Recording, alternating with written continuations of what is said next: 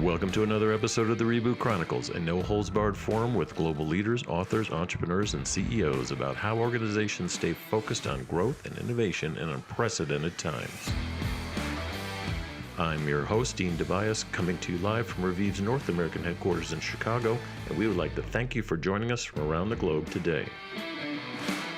Welcome back, everyone. It's December 2020, and after personally dealing with coronavirus over the last month or so, I'm happy to say that I've survived and slowly getting my voice back, that we'll see how that goes today. You probably also noticed that I'm not in studio, but that's okay. We have a great guest on today, Jacqueline Parks, who is the CMO and EVP of Digital Studios, Entertainment, and Youth Group at ViacomCBS, tiny little company. She's overseeing almost everything, I think, marketing and creative for digital content, social media, both for MTV, Comedy Central, Paramount Network, the Smithsonian Channel, Pop TV, and CMT. And I don't know, Jacqueline, they've probably given you some other things since we last talked, but you've got a lot going on there. Yeah, it's a super exciting time to be in the content business, despite this year that we've had, which has been certainly a year unlike no other, and hopefully a year we never replicate again. This year has continued to show kind of the creativity of our team and delivering world-class content around the world.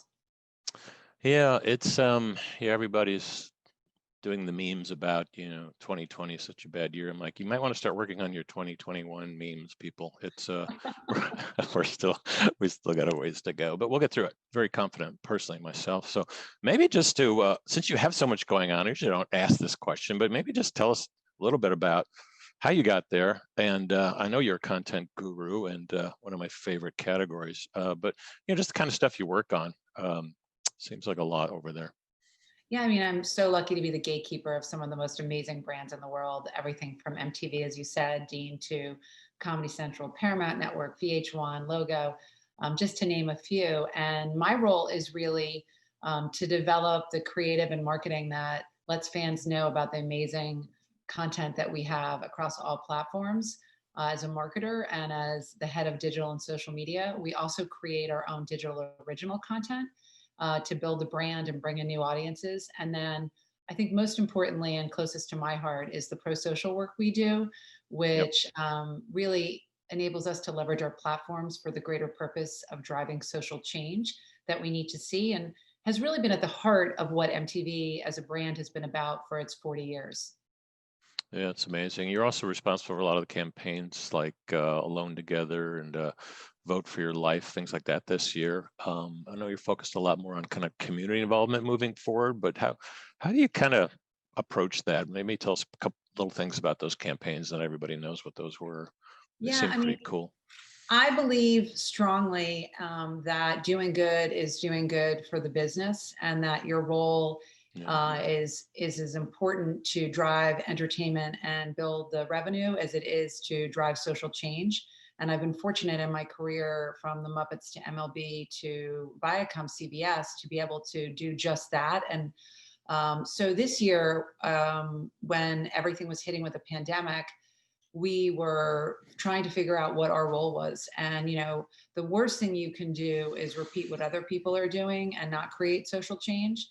So as a small team, kind of quickly on the weekend of the 12th, 13th of March, right as the virus hit the United States, we focused on the fact that we reached 93% of 18 to 34-year-olds. It's massive. And we have 750 million followers cross-platform around the world. So we decided we would come up with a digital first campaign that really hit at the heart of what an issue was that was around the world, which was young people weren't getting the message about their role in this virus and helping to slow the curve.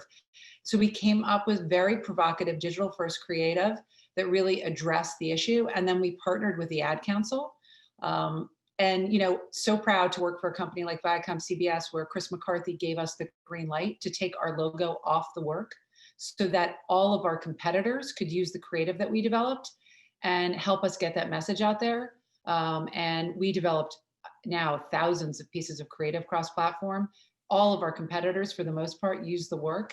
And we were able to see through research that we were able to help hopefully connect with young people, get them the information they need, and create that change where, wear a mask, socially distance, care about people around you, understand what your role is in it. And then we also provided them with, tips around mental well-being, because this has certainly been a challenge for all of our mental well-being.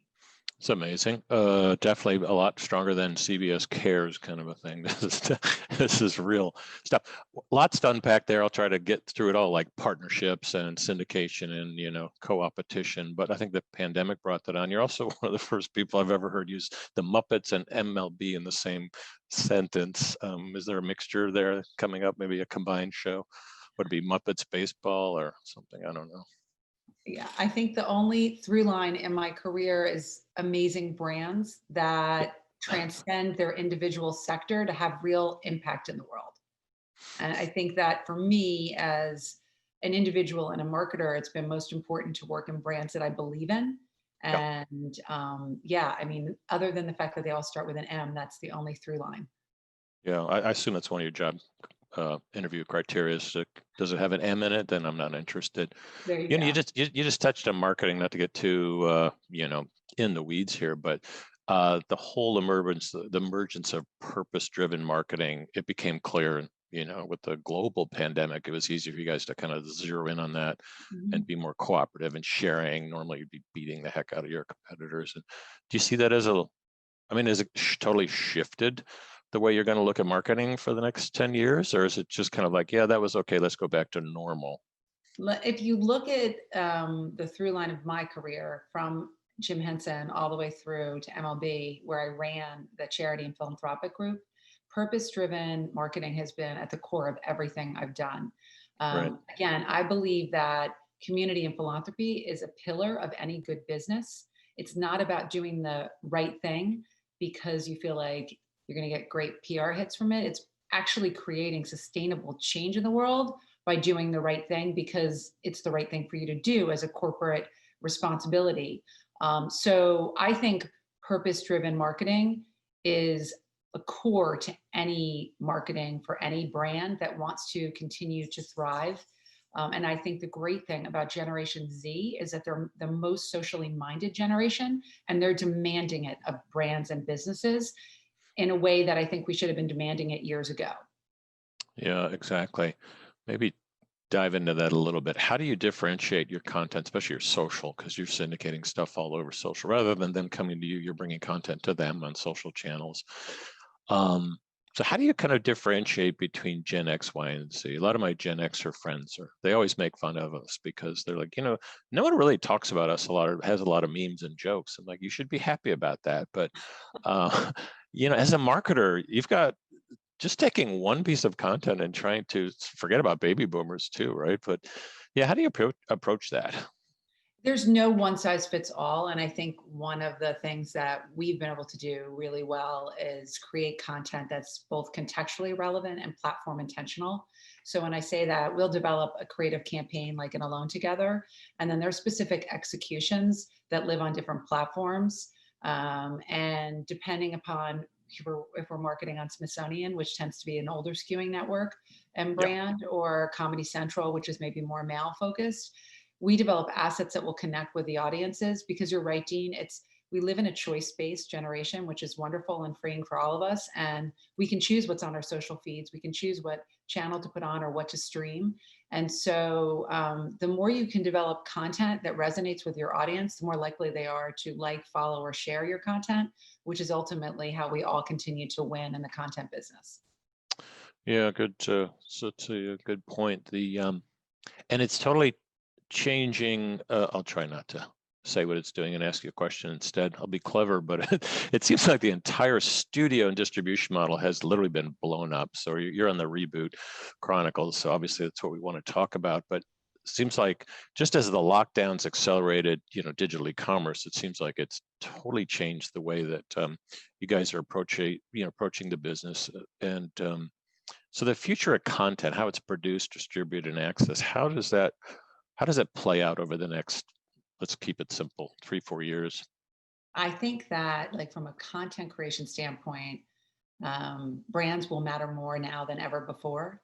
Brands become a flag post for consumers of how they curate the content. So if you have a strong brand, you're more likely to have consideration by consumers. I think that IP is power. So we're seeing and we're continuing to see more franchises of strong IP across our portfolio as well as our competitors' portfolio. And I think ultimately creative culture will drive everything. So our ability to not just react, but thrive this year is due to the creative culture of the organization that I work for, that we've always been a creative first company. We make our content for every platform. We don't look to other people to make our content. That gives you a tremendous amount of power to thrive in a time when there's a tremendous amount of change happening around you. I think there's going to be, this is the last 10 years. I'm good friends with Professor Fader, and he talks all the time about customer centricity, right? And everybody likes to think they're focused on the customer, but at the same time, they're trying to push to the customer what works for them. We are truly in the moment of customer centricity. And if you don't think about how the customer wants to consume your content, and you're thinking about old revenue models, you're not going to make it in the next 3 to 5 years. So, and I think CEOs across the company, CMOs across the industry need to really focus on the changing habits of the consumer. And I think this year they've radically shifted in a way that will ultimately be better for everyone.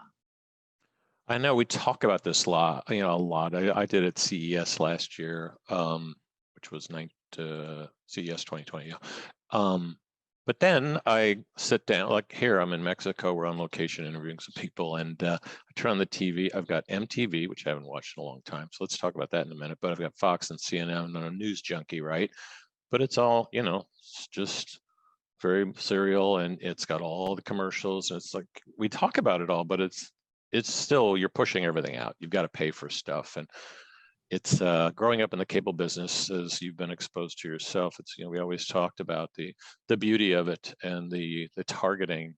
It seems like the internet's done that, but there's so much TV that's still paying the bills, So how do you see advertising shifting? I mean, you spend a lot of time with advertisers, I know. 100%. I mean, listen, I think television still brings in scale in a way that no other platform does, and creates also quality control of where your advertisements are seen. Yep. And I think that still drives a large portion of our business, but it's not about either or, it's really about more. And, as you can get scale, I mean, think about it, the VMAs, not to tout our own horn, but the people who worked at MTV before me built an amazing digital engine that I've been able to develop. The VMAs this past year were the #1 social event in the entire year for entertainment. #2 behind the Super Bowl. Yeah, you guys did an amazing job there. Beat out the Grammys, the Oscars, the DNC, the RNC. I mean, when you think about that, I'm a news junkie too. So we're kind of living in a moment for both of us, Dean. But when you think about the fact that the VMAs propelled to that level, and actually the best event in 2 years, that's astounding. And that to me tells you that people want quality content. And I would say 30 to 40% of the people that consumed it on digital don't have cable. And in order for brands and businesses to thrive, we need to intentionally market and develop content that resonates with those audiences where they are. And that's just what we did for the VMAs. And that's what we're going to continue to do. Yeah. Comparing yourself to the RNC and the DNC viewership, I don't know about that, but nice try. But you definitely blew away the Oscars and a bunch of other things. No, it was actually a well choreographed show and well done. But you just touched on unbundling. As I've been running a social experiment, and one of the houses I live in, just totally by accident, I just didn't have time to get cable installed. So I've been running this experiment on myself for months, especially in lockdown with actually having the virus. I really couldn't go anywhere, right? And I don't miss it. I miss certain shows. I miss certain things, like you being a news junkie. So forget about me, but just as you look at X and Y and Z, let's just take Y and Z. Complete unbundlers, they look at me like, yeah, of course. What's a bundle? I want what I want when you want it. I'm like, yeah, but you can't get that.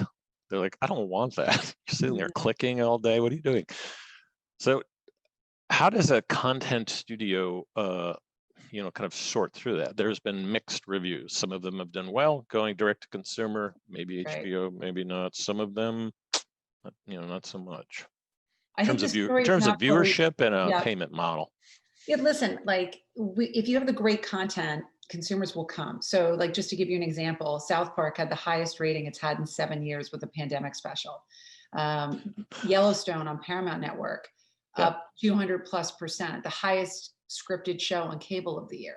So I believe that when you have the right content, consumers will come, they'll actually sign up, etc. But I don't think the story has been written in terms of how this will all play out: streaming, digital, cable, broadcast over the air, etc. I think that that's going to be driven largely by the consumer. And I think you're right, like X and Y, and certainly Gen Z, like Gen Z is a generation that I always like to say they swiped before they wiped.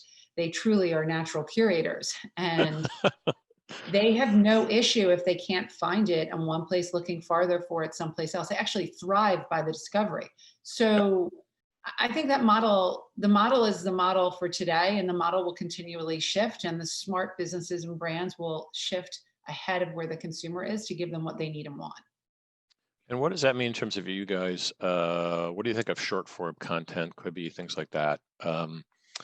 Some of them worked, some of them haven't. For us low attention span people, they seem to work. Definitely works for Z. In terms of streaming, short form, some of them are 20. Listen, those of you that don't watch these kinds of things, they can be anywhere from 10 to 15 to 20-minute episodes, sometimes shorter. And you're wondering where the show is. They're like, that was the show. Right. Right. I mean, that's why YouTube's thrived, right? Yep, Creating exactly. short form content that can be seen around the world. We have a massive partnership with many different groups on different platforms developing short form content. A lot of it is original content that, again, reaches out to different demos that we don't necessarily reach in cable. And it's a really big business. It's a growing business for us. And then again, like I said, it also builds our brand to different audiences. So I think it's very important. And I think that there is the trends that we're seeing in data that younger audiences like to consume shorter form content, but they're also not allergic to longer form content. So like I said, it's not an either or. I don't know about business models that solely thrive on that. And that their only revenue stream. I don't know how that plays out. Thankfully, ours is not dependent on any one form of content. Right. I'm watching a show as we're talking. No, I'm not really. This is the show. So that, to me, one of the most important things about rebooting companies, around people and platform and passion. If you dive into platform, a big part of scale and new business growth and development is partnerships, and you have a bunch of those. So it'd be good to get your insights. For instance, Viacom Digital Studios, you're developing digital series, franchises, verticals, content across Definitely. all three brands. And I guess your group actually partners with that Right. internal group. Yeah, just tell us a little bit about some of the internal and external partnerships, and more importantly, where that's going over the next few years. Yeah, I mean, I think the most exciting things we've been able to do is a lot of the first to market partnerships with platforms like Twitter. So for an example, creating a unique product with a platform partner to drive the business and also drive the brand. So we created 2 years ago a product called the MTV VMA Stand Cam. That's a mouthful. But theoretically, we were seeing in research that audiences wanted to have more control over what they were seeing at the VMAs. So we started to do some research around, well, what would audiences want to see? And what they wanted to see was the amazing fan pit of all these celebrities. What were the celebrities' reaction to when these great performances were happening? So we created a product called the Stand Cam with Twitter, and we polled fans on what they wanted to see during the course of the show. And then we worked with the show team. We put 9 additional cameras into the stadium. And during the course of the show, we showed them, yeah, this is exactly what, the Jonas Brothers were doing when Shawn Mendes and Camila Cabello were doing their song performance during the VMAs. This is exactly what happened when Taylor Swift was performing, and the fans went crazy. Twitter volume rose significantly, and no surprise, our digital numbers day 2 and 3 actually surpassed day 1 of the VMAs. So we think that the Stand Cam was a catalyst for driving that social conversation globally. But it was a real partnership with Twitter, and they were a part of every step of it, from the how do we actually execute it, which was no simple task with those 9 cameras real time during the course of the event. as well as how do we monetize it, right? Like this is all great, but at the end of the day, as a business, you need to make money. Right. So we partnered, I think, with Doritos and Toyota and created special, unique opportunities for them to embed their brands into this product in a way that made sense for them and also added value to consumers. It was a huge success. And I think more and more you're going to see brands partnering with platforms to create unique products, as well as to take advantage of existing products, but put your own unique brand spin on it. Yeah, it's a great example. I've been on the set of The Voice a bunch, and I'm always amazed because I'll just roam around and bother people, but I always see all the red dot XLR cameras. They just look like a picture camera, but it's not. They're Yeah. high speed, and they're everywhere, and they never use the footage. It's always just in case they have, and they're all time synced, and it's so easy to edit that now. And that sounds like a gold mine. You guys are one of the few that have started to monetize it, not just backstage stuff, but real, authentic moments is usually what I see caught on those, Oh, whether they want it caught or not. 100%. I mean, I think that's what's most exciting is that the fans get to see the stars that they love in a way that's not scripted and it's authentic. And we actually were able to deliver on what they wanted. So, after Missy Elliott won the Vanguard Award, it's like, well, what is Missy Elliott most thankful for? And she came off stage and talked to the Twitter Stan Cam for us. So that's unbelievable. And for Missy Elliott fans around the world, that was a thrilling moment. I know it was for me too. Yeah, there's probably some tear-jerking moments in those. There usually is, I think. Yeah, definitely. So, besides partnerships, some of the other stuff we talk about here, not to get too business boring here, but you're working for a massive company, global brands. We call them BFSs. I teach this at Kellogg. So big, fat, and slow is, it's just the way these companies are. It's hard to get them motivated. But whenever I'm in a board meeting, I always say, but it's the connected tissue of those three that you have to worry about, which is irrelevance, obscurity, and decline. And some networks have declined, like MTV. You marched in there, and you're a rebooter. That's why you're here. You totally transformed it into something different. How do you think about that? And I guess what you do at MTV, and then just how can people think about when people like you and I we're always given crappy situations, like go in and fix this. It's like, can't you just give me something that's working? And they look at me and they go, well, you'd be bored. And I know you're the same way. Yeah, I think we both would, Dean. Coming into MTV, like, again, the brand is what intrigued me and the opportunity and the reboot opportunity. And, really thankful. Chris McCarthy, our president, is truly like, coming from sports, I always have baseball analogies, but he's the money baller of programming. He is. So, we have an amazing leadership team. And Judy McGrath, who used to be the head of the company years ago, always said that as an organization, as soon as you get it right with MTV, it's time to break it down and start again. So the DNA was there. We're a creative first organization, and it was my job to bring those elements back to the business and to kind of get the team and the culture to embrace the fact that we needed to break it all down so that we could build it back up together. And that's exactly what we've done. And it's been blood, sweat, and tears to do it. But a passion pride, because again, not just driving the business, but we've driven the social conversation and created cultural change.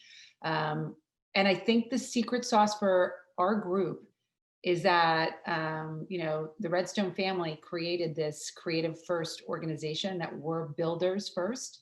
Yep. So I don't have to rely on anyone to shoot, direct, film, produce for any platform. It's all in-house. And that wasn't the way it was when I came, but it was the way it was in the early days of MTV. So it was really bringing that back in-house and bringing the world-class creatives and producers and designers in-house so that we could be reactive and we could be proactive in a way other brands aren't. And that's why we're winning. And I think as a move forward, companies in the content business that are going to win are going to be the creative first organizations. And I think people like me shouldn't be in a company more than 3 or 4 years, because I think you do need to break it down so you can build it back for every generation. Yeah, that's really good advice. You have to know where to go, and once you're there, you have to know when to leave. And most people don't. They weren't trained to, especially if they went to business school. Good Lord, they were taught to hang on for dear life. So that's an amazing turnaround story. Some of your other brands, maybe not as exciting as MTV. Those of us that grew up with MTV, I mean, was part of it just shifting on to the next generation, saying, "Hey, baby boomers, we got to go. See you later. Thanks for getting us started, but we have some other ideas." Or is it still appealing to multiple age brackets? Yeah, Or I is think VH1? VH1 was supposed to have been the grown-up one, and then I lost track of which does which now. But I when I love talk music. about, I love music, so I'm always checking them out. yeah, I think the thing was first to look at the numbers and the facts, and it was a hard swallow to look at the numbers and the facts in Mm. 2016. I Oh gosh. remember Forbes headline that said no one wants their MTV or Comedy Central anymore. That wasn't necessarily true, but it was true in terms of scale of the decline. And I think when we looked at the numbers and the facts, the brands and IP that were doing the best for us were some of our franchise favorites, like The Challenge, Wild and Out on MTV, Yeah. The Daily Show on Comedy Central. So instead of trying to come up with the next one hit wonder, which the whole industry was chasing, we looked at IP has power. Let's build in that IP. Let's invest in that IP. And then let's launch new shows out of that. So instead of trying to do a self start, launch a new show at a time when the streaming industry was blowing up and everybody else was trying to look at new shows, if you look at the data in 2016, I think it was less than 5% of new shows actually made it. So the question is why? Why weren't they making it? And the reality was there was so much content that consumers were already connected to that they weren't giving the consideration opportunity to new IP. So the best thing we could do was to double down on our strong franchise favorites and then launch shows out of it. And we did just that with great success. We brought back Jersey Shore, we launched Floribama Shore out of it. We doubled down on The Daily Show with Trevor Noah. And across all platforms, Trevor Noah is actually the #1 socially engaged show. He has the highest level of engagement. The Yep. digital content that we have for The Daily Show is second to none. While some of the other late night shows may have bigger followings, if you look at what I think is the most important metric with digital and social, which is engagement and minutes viewed, we win. Yep. Yeah. So It's yeah, interesting during the pandemics, the big three networks, their late night talk show stuff has not, I don't know. I don't think it's been resonating where yours is definitely, your right place, right time. Whoever thought when you started Comedy Central, that would be talk show format, it was comedian stand up and that was a scary stat. 5% don't make it through the pilot or first season. That's it was about boy, 5% in 2016, going from first season to second season. Just wasn't well, happening. wasn't happening. What So I really want to thank you for being on. A couple of things I want to ask you at the end here is what type of advice would you give to these YZ, upcoming people coming out of college, first, second job that actually want to get into media and content and all the fun stuff you're doing? I think the first thing is whatever company that you decide or brand you decide to work for, make sure that you believe in it, that the purpose of that organization aligns with your individual purpose, because if it does, you'll be able to do that much more with it. I also think, should you decide to start your own company, which so many people are, think about the customer first. And is there truly a need for what you're doing?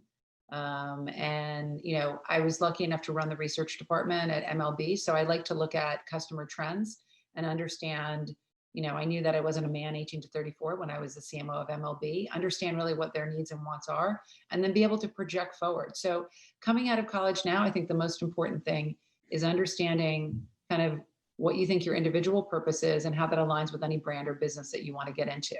And I think that there's a lot of conforming to business as it exists today that needs to be thrown out. Yep. And both the business and the employee need to feel more empowered to kind of move away from these ladder type step here, go to the next level, go to the next level. There are some people that should truly go from the first level all the way up. If companies get it right, they'll allow for that elasticity when they find the right employees. Yeah, exactly. I recommend a lot of the people, besides working for a BFS, if you must, also have another side gig on the side, and not really a hustle, but something that actually does engage you that might be relevant to the company. It might not, but it's often volunteering to start up an incubator, accelerator, or whatever it is that turns you on. What about you? What's next for you? Speaking of reboot. So this is going to be a big reboot for me.